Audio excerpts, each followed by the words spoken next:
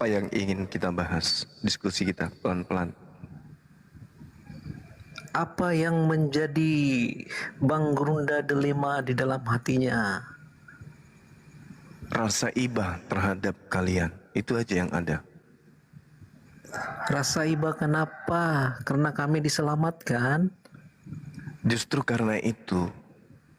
Karena tidak adanya kemudian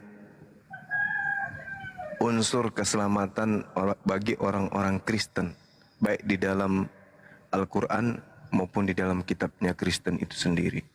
Itu makanya saya iba.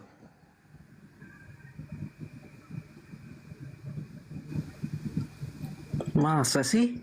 Iya, coba Anda tunjukkan di mana poin keselamatan bagi orang yang mempertuhankan anak Maria, yang menghambakan diri kepada anak Maria, mengibadahi Yesus. Di mana itu tertulis keselamatan itu ada? Aduh, saya kaget, tetapi saya bisa jawab di Yohanes 14 ayat 6. Saya bacakan ya. Boleh, boleh. Kata Yesus kepadanya, "Akulah jalan dan kebenaran dan hidup. Tidak ada seorang pun yang datang kepada Bapa kalau tidak melalui Aku." Oke, baik. Sekarang kita kupas satu kata, karena di situ ada 3 pengajaran yang menjadi pokok akidahnya pengikut Yesus. Yang pertama tentang jalan. Apa definisi jalan menurut saudara? Kalau menurut saya, jalan itu adalah alur rel yang harus ditempuh. Akulah jalur itu, akulah alur itu, akulah jalan itu, akulah jembatan itu, akulah metode, akulah cara yang harus dilalui. Nah sekarang, di mana konsepnya? Yesus mengajarkan bahwa jalan yang harus dilalui itu untuk sampai kepada Bapa, dia harus diibadahi. Di mana kita bisa menemukan itu? Karena Yesus mengajarkan jalan menuju kepada Bapa itu adalah mengikuti perintah, menjauhi larangan Bapa atau Sang Tuhan. Tak ada yang sampai ke mana Bapa kalau tidak melalui jalan yang menjadi petunjuk. Makanya Yesus mengatakan, firman yang kau dengar daripadaku bukan daripada aku, tetapi dari Dia yang telah mengutus aku. Berarti jalan yang ditempuh oleh orang yang ingin sampai kepada Tuhan adalah firman yang wajib hukumnya terlontar dari mulut Yesus itu sendiri. Tolong tunjukkan perkataan Yesus mana yang keluar dari mulut Yesus yang mengantarkan saudara beribadah, menyembah kepada Yesus. Kalau jalan ini aja Anda sudah salah, maka pasti salah semuanya. Silakan. Ya, saya memahami narasi Bang Zuma, tetapi Bang Zuma kelihatannya tidak jujur. Karena Anda menekankan jalan aja, tetapi situ kata-katanya jelas, akulah jalan, ya alur, yang Bang Zuma bilang tadi, ataupun tempat tujuan, ataupun jalan, ataupun alur yang kamu sebut tadi, tetapi Anda lupa perkataan yang lain, akulah jalan dan kebenaran dan hidup. Berarti ada jalan, ada kebenaran, dan ada hidup. Karena tanpa melalui Yeshua Al-Masih, kita tidak akan pernah sampai kepada Sang Yesua Bapa. tidak pernah kena asma. Yesua Al-Masih, ya. Begini, Bukan Bung. Al-Masih, Hamashi. Iya. Yesua Hamasia kan. Nah, jadi gini. Yesus itu jalan. Ini dulu Anda selesaikan. Percuma Anda lari kepada Yesus itu kebenaran kalau Anda tidak lulus di jalan ini dulu. Ini dulu. Jalan yang dimaksud Yesus itu yang mana? Yang mana jalan itu?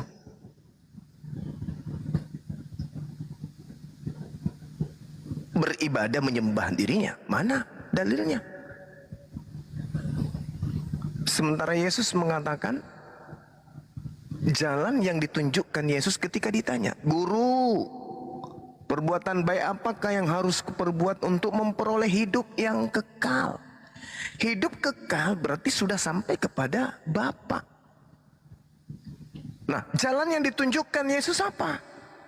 Perbuatan baik apa yang harus kuperbuat untuk memperoleh hidup kekal itu? Wahai guru, apa kata beliau?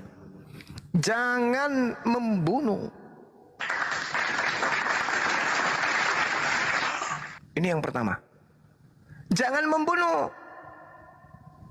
Sedangkan Kristen berdiri pada pondasi pembunuhan. Apakah sudah sinkron? Jalan yang ditunjukkan Yesus jangan membunuh dengan pembunuhan terhadap Yesus itu sendiri. Nyambung nggak di situ? Anda masuk nggak dalam level pertama, tangga pertama, jangan membunuh? Masuk nggak Kristen di situ? Kalau Kristen masuk ke dalam tangga pertama, jangan membunuh, maka Kristen tidak akan menerima korban yang dibunuh di atas tiang pohon. Itu dulu. Kalau Anda justru berkongko-kongko dengan iblis yang menyediakan kematian bagi orang-orang yang menuhankan ke orang yang dikutuk di atas pohon ini, Anda nggak lolos berarti. Level pertama aja Anda udah salah. Jangan membunuh. Artinya jangan ada penyaliban. Jangan ada pembunuhan. Kalau tak ada pembunuhan, tak ada penyaliban, tak ada Kristen. Sama dengan ketika ditanya, guru perbuatan baik apa yang harus kuperbuat untuk memperoleh hidup yang kekal? Jangan membunuh, alias apa? Jangan menyalibkan. Jangan menombak, jangan menampar, jangan memukul, jangan membunuh, jangan menggantung orang di atas tiang salib. Itu poin pertama. Kristen lolos gak di sini? Enggak. Mana ada Kristen tanpa pembunuhan? Gak bisa. Gak ada, gak ada. Gak ada Kristen tanpa pembunuhan. Poin pertama ini aja, Kristen sudah tidak masuk dalam kategori sampai kepada hidup kekal. Gak bisa. Gimana Anda mau sampai kepada hidup yang kekal? Kalau perintah Yesus jangan membunuh aja sudah dilanggar. Dan justru kemudian pembunuhan dianggap sebagai sebuah solusi. Bagaimana caranya orang yang membunuh kedua orang tuanya bisa masuk hidup yang kekal? Bagaimana caranya orang yang memperkosa anak kandungnya, memperkosa ibu kandungnya, memperkosa saudara-saudaranya bisa mendapatkan hidup yang kekal? Jawaban gereja adalah percaya bahwa Yesus mati di atas tiang salib untuk menanggung dosa-dosa tersebut. Wow! Berarti untuk kemudian selamatkan orang-orang pelaku maksiat ini harus membunuh. Bertentangan dong dengan ajaran Yesus. Guru, perbuatan baik apakah yang harus kuperbuat untuk memperoleh hidup yang kekal? Jangan membunuh. Nah, Kristen lolos nggak di situ? Saya jawab ya. Silakan. Saya merasa iba kepada Bang Zuma karena tidak mengerti ketika Tuhan Yesus dibunuh, tidak ada orang Kristen di situ. Bagus. Karena Kristen itu disebut pertama kali di Antioquia. Bagus. Makanya Bapak baca dulu. Narasi Bapak panjang tapi nggak nyambung. Baik. Gitu loh, Kalau Pak. begitu, Kasian kan Bapaknya. Kalau begitu, kalau di situ tidak ada Kristen, berarti pelaku dosa termasuk iblis berkarya pada saat itu. Siapa yang menikmati karyanya? Ayo. Yang menikmati karya pembunuhan ini siapa? Ayo. Kristen. Nah, kita tunggu saudara kita ini jujur. Makanya saya katakan saya iba sama kalian. Bukan Kristen yang melakukan penyaliban, bukan Kristen yang merasuki Yudas, bukan Kristen yang berkhianat, tetapi iblis. Iblis yang berkhianat. Yesus mengatakan dalam Yohanes 6 nomor 70, bukankah aku yang memilih engkau yang 12? Satu di antaramu adalah setan. Matius 26 nomor 4, imam-imam kepala mahkamah agama melakukan tipu muslihat. Tipu muslihat itu adalah perbuatan setan. Matius 26 nomor 59, orang Farisi, mahkamah agama, imam kepala dan orang Yahudi bersekongkol kemudian untuk melakukan kesaksian-kesaksian palsu. Kesaksian palsu itu adalah perbuatan setan. Matius 27 nomor 18, Gubernur Pilatus mengetahui bahwa mereka orang-orang Yahudi menyerahkan Yesus untuk dibunuh karena dengki. Dengki adalah sifat hasad yang diusung oleh setan. Pertanyaannya, Kristen boleh tidak hadir di situ. Tapi ketika berbicara mengenai hasil yang dihasilkan oleh karya iblis, siapa yang menerima itu? Siapa yang panen atas pekerjaan iblis? Siapa yang menjadikan perbuatan iblis itu sebagai hadiah aliran kepercayaan? Siapa yang menjadikan pembunuhan terhadap anak orang ini sebagai jalan menuju ke surga? Siapa? Hadiah yang diberikan oleh iblis di atas tiang pohon, itu yang nerimanya siapa? Yesus mengatakan, Matius 12 nomor 38 sampai nomor 40. Camkan baik-baik. Angkatan jahat ini dan angkatan tidak setia ini minta sebuah tanda, dan tidak akan diberikan satu tanda pun kepada mereka kecuali tanda Yunus. Sebab Yunus 3 hari 3 malam dalam perut ikan, demikian juga anak manusia 3 hari 3 malam di perut bumi. Hari ketiga dia harus bangkit. Itu tanda untuk siapa? Untuk angkatan jahat. Siapa yang menerima karya ini?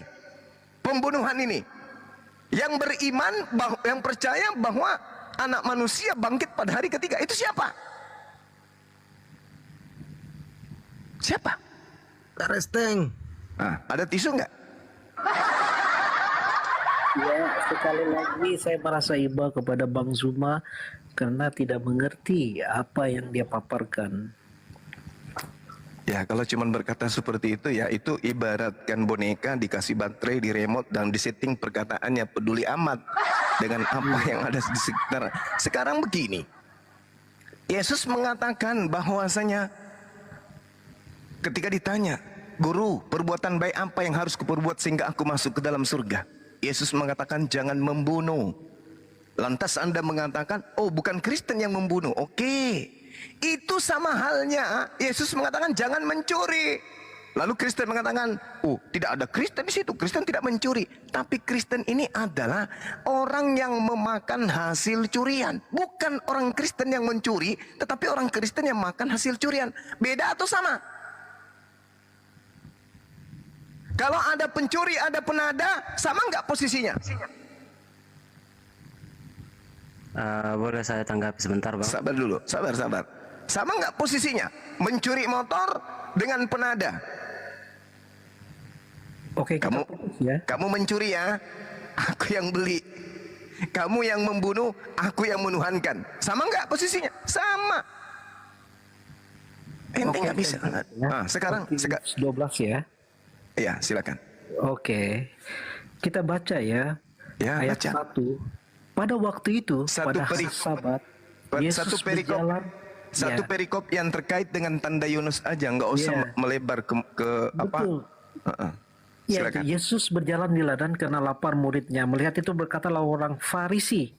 Tekankanlah orang Farisi kepadanya, lihatlah muridmu. Tapi Beda Yesus perikop itu, Bang. Perikopnya terkait dengan apa yang tertuang di tanda Yunus. Pernah belajar Bible nggak nih? Pernah belajar Bible? Iya. Ya, tanda Yunus kok iya? Bicarakan itu kepada ahli-ahli Taurat, orang Farisi dan Sudiki, bukan orang Kristen.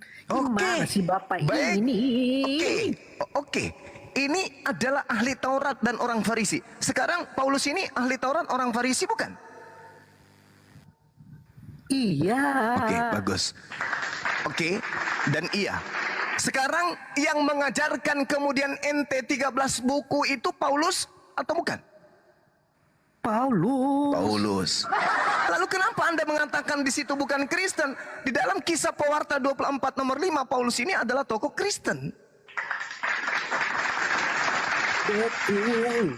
Nah, lalu yang Anda ingin sangka di sini apa? Sebelum Paulus menemui Tuhan Yesus, dia adalah ahli Taurat itu. Tetapi ketika dia mengikuti Tuhan Yesus dan menjadi orang Kristen, dia berubah menjadi Kristen yang soleh. Nah, sekarang mana ajaran Yesus tentang orang Kristen?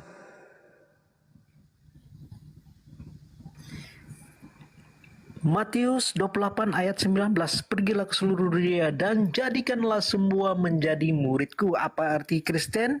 Pengikut Yesus Kristus. Baca coba nomor 20-nya. Kalau itu untuk orang Kristen, baca nomor 20-nya. Nomor 20-nya itu penentu. Apakah yang dimaksud Yesus di sini? Beritakanlah, jadikanlah murid orang Roma, orang Yunani, orang-orang yang tidak bersunat sebagai muridku. Itu bisa kita lihat dari nomor 20-nya. Silakan Anda baca. Baca. Dan ajarilah mereka melakukan segala sesuatu yang telah kuperintahkan kepadamu, dan ketahuilah aku menyertai kamu sentiasa sampai ke akhir zaman. Dan Rasul Paulus disertai oleh Tuhan Yesus. Ajarlah mereka melakukan segala sesuatu yang kuperintahkan kepadamu. Mana perintah Yesus agar Kristen menuhankan dirinya? Waduh, ini jawaban dulu nih saya kaget-kaget. Tapi kalau sekarang dengan gampang saya menjawab. Silakan. Yohanes 13 ayat 13. Mana perintahnya? Guru dan Tuhan dan mana perintahnya? Saya tidak tanya itu. Sebab aku mana perintah? Guru dan Tuhan. Apakah di situ perintah? Iya. Apakah di situ perintah? Apakah di situ ada kalimat perintah? Iya. Apakah di situ ada kalimat perintah? Coba mana perintahnya? Yesus itu mana kalimat perintahnya? Mana kalimat perintahnya mana? Kalimat perintahnya? Itu tinta merah. Yang saya tanya, kalimat perintahnya mana? Ajarlah mereka melakukan segala sesuatu yang kuperintahkan. Mana perintahnya di dalam Yohanes 13:13 itu? Sebab memang akulah guru dan itu Tuhan. Bukan kalimat perintah. Ente pernah masuk SD? Anda pernah SD? Anda pernah TK? Nggak bisa membedakan kalimat perintah. Yesus mengatakan, dan ajarlah mereka melakukan segala sesuatu yang kuperintahkan kepadamu. Mana perintah Yesus untuk menyembah dirinya? Baca 14. Jadi jikalau aku membasuh kamu, aku yang adalah Tuhan dan gurumu, maka kamu pun wajib saling membasuh kakimu. Perintah saling membasuh kaki. Perintahnya saling membasuh kaki. Sekarang perintahnya untuk menyembah Yesus itu mana, Cak Ayu? 15, sebab aku telah memberikan satu teladan kepadamu, kamu juga itu teladan, itu teladan, itu teladan, itu teladan, itu teladan, cucuku. Yang kutanya di sini bukan teladannya, yang kutanya di sini perintahnya Dewa Yesus agar kalian menuhankan itu di mana tertulis? Ajaran sudah saya bacakan. Ini orang sakit ini Bang Juma dari tadi. Ini orang sakit ini. Mana perintahnya? Yang kita minta perintah Yesus mana? Untuk menyembah dia mana? Sudah saya bacakan tadi. Mana perintahnya di situ? Dia cuma memerintahkan saling membasuh kaki. Iya, jikalau membasuh kaki itu apa? Itu pekerjaan budak, mencuci kaki orang lain. Itu pekerjaan budak. Yang saya minta bukan perintah membasuh kaki. Yang kutanya mana perintahnya menyembah dirinya itu mana? Mana? Mana? Malu? Enggak. Malu? Ya, Tunggu, sabar dulu. Biar yang kaku otaknya ini diterapi dulu. Mana perintahnya? Ajarlah mereka melakukan segala perintah yang telah kuperintahkan. Mana perintahnya beribadah kepada Yesus? Malu? Tidak malu. Ya udah, tunjukkan perintahnya mana. Malu. Yohanes 13 ayat 32. Malu. Jikalau Allah dipermuliakan di dalam dia, Allah akan mempermuliakan Bukan dia perintah juga itu, di aduh. dalam dirinya. Yang saya tanya perintah untuk menyembah Yesus itu mana? Kalau memuliakan Yesus itu memang ada perintah itu. Dia akan memuliakan aku, bukan dia akan beribadah menyembah kepadaku. Nah sekarang perintahnya untuk beribadah seperti yang kalian lakukan ibadah minggu itu mana? Meow. Meow. Malu. Aku lagi Malu. nangkap. Tidak malu. Sabar bang, yang kejang otak dulu yang kita terapi. Saudara 70 kali 7 ini kan kita kenal. Ini yang kejang otaknya ini para kali ini. Mana tunjukkan dalilnya perintah Yesus beribadah kepadanya itu mana? Bang Zuma, Anda ini sehat ya? Jangan loncat-loncat seperti itu, Pai. Tidak ada yang loncat. Saya hanya fokus satu pertanyaan itu saja. Ajarlah mereka melakukan segala sesuatu yang kuperintahkan kepadamu. Mana perintah Yesus? Mana? Sudah kamu jawab tadi itu kan. Mana? Malu. What noise apa ini? Malu, ternyata nggak mampu menunjukkan perintah Yesus untuk beribadah kepadanya. Malu, ternyata nggak mampu menunjukkan. Loh, dia tidak perlu mengajar. Karena dia adalah Tuhan. Akhirnya KO. Akhirnya KO. Kan dia mengatakan, ajarlah mereka melakukan segala sesuatu yang kuperintahkan kepadamu. Ampun. Bilang Saya ampun. sudah baca tadi, tapi kamu tidak terima. Bilang saja ampun Bang Suma, Gurunda Suma ampun. Gak ada perintah Yesus untuk beribadah menyembah kepadanya. Kami aja yang gila-gila nyembah dia. Bilang aja jujur dong, karena kami ini bukan pengikutnya. Lukas 10 ayat 22, semua telah diserahkan kepadaku oleh Bapakku, dan tidak seorang pun yang tahu anak selain Bapa. Anak orang kepadanya itu berkenan menyatakan hal itu. Banyak dalam Alkitab. Bang Zuma tidak terima. Aduh, parah. Makanya saya merasa iba kepada Bang Zuma. Udah, kasihan. Sudah 2000 tahun Udah, kasihan. itu bapak-bapak gereja berdiri. Ya, kasihan. Tidak mungkin Bang Zuma Iblis itu kan udah ku bilang. Iblis itu dari sejak Anda masih hidup sampai sekarang. Iblis tidak mungkin membiarkan anak keturunan Adam itu tidak sesat. Iblis itu tujuannya menyesatkan manusia. Nah, kunci untuk mengetahui siapa yang disesatkan, siapa yang menerima hadiah iblis. Ayo. Iblis menghadiahkan orang digantung di atas pohon. Siapa yang menerima hadiah itu? Kan Yesus mengatakan jangan kau membunuh. Tapi ternyata hasil dari pembunuhan itu justru dilantik menjadi Tuhan. Malu ya? Bukan, iblis tertipu. Malu ya? Ketika Tuhan Yesus meninggal, dia merasa pikir dia sudah Ya, menang. Tuhan Yesus meninggal. Tapi ternyata Tuhan bangkit dari kematian. Tuhan Dan bangkit naik dari ke surga. kematian. Dan dia Yang Tuhan yang bangkit dari kematian itu zombie, bukan Tuhan. Tuhan itu tidak pernah mati, Cak Ayu. Benar-benar keram otaknya anak ini. Yesus mati, Yesus bangkit dari kematian. Yang bangkit dari kematian itu Susana, zombie, suster ngesot. Oke? Itu yang bangkit dari kematian. Nah, Tuhanmu bangkit dari kematian. Pantas aja di dalam Lukas 24 nomor 37. Murid-murid asli kaget dan ketakutan sebab mengira melihat hantu. Karena kata Yesus, yang bangkit dari kematian itu hantu. Itu kata Yesus. Lukas 24, 37. Dan 38, 39. Sebab hantu tidak bertulang dan tidak berdaging. Berarti Yesus mengatakan dirinya bukan hantu. Dengan kata lain, dia mengakui dia tidak bangkit dari kematian. Sebab yang bangkit dari kematian itu hanya hantu.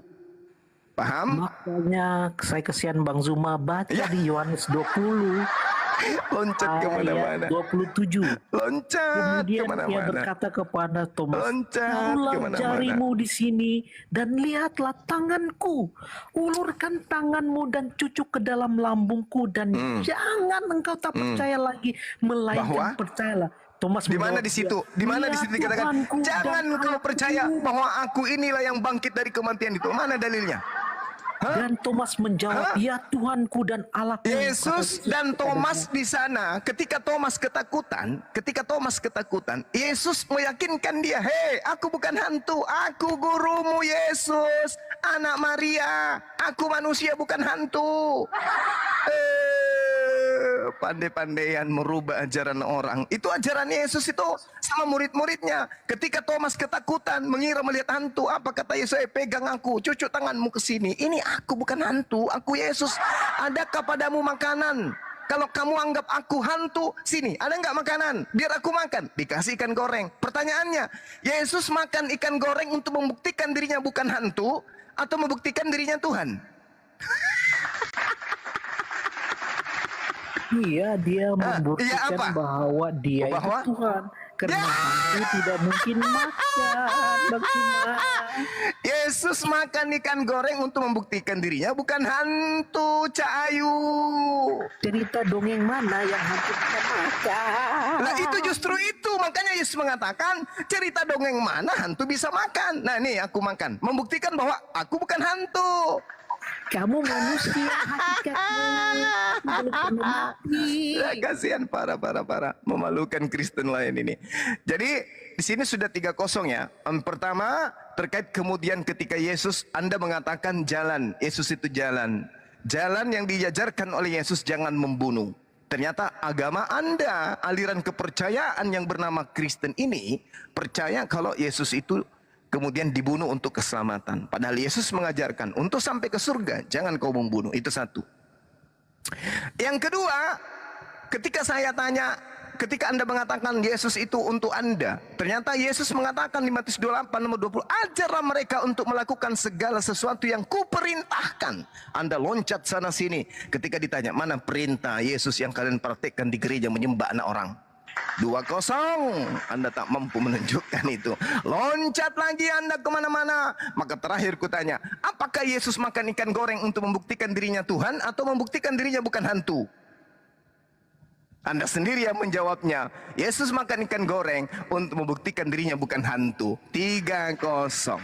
Selamat Yesus makan ikan datang. goreng karena dia memang berkuasa. Ya. Nah, saya tanya pada Bang Zuma, Makan ikan yang goreng mati di untuk kayu membuktikan salib dia itu berkuasa. ciptaan bukan? Bang Zuma, yang mati di kayu salib itu ciptaan Allahu bukan? Akbar. Kenapa? Nggak Yang nyambung mati di naik. kayu salib itu ciptaan bukan? Ciptaan dong. Namanya juga manusia. Hah? Hah? Hah? Anda sehat kah? Lah, lalu Yesus Anda katakan bukan ciptaan. Yang keluar dari rahim Maria Anda bilang itu pencipta. Saya Yang tanya berak di kepada celananya kamu. sendiri gitu. Yang Saya tanya berak di kepada celananya kamu, sendiri. itu ciptaan bukan? Ciptaan. Mau tidak percaya? Baca Yohanes 1 nomor 3. Ayo. Segala sesuatu telah dijadikan oleh dia. Dia itu siapa? Tuhan, firman, kalam. Di data nomor 14-nya baru kemudian jadi daging. Nah, pertanyaannya siapa yang menciptakan daging? Terima kasih Bang Juma. Bang Juma telah membuktikan bahwa firman Tuhan itu nyata. Oke. Sekarang pertanyaan saya. Coba. Tampol kecuk. Coba. Daging bayi anak Maria ini ciptaan atau pencipta? Meow. Bayi Yesus jari-jari lentiknya tuh, jari jemari yang tidak bisa cebok sendiri itu penciptaan atau ciptaan? Dia adalah sang pencipta itu.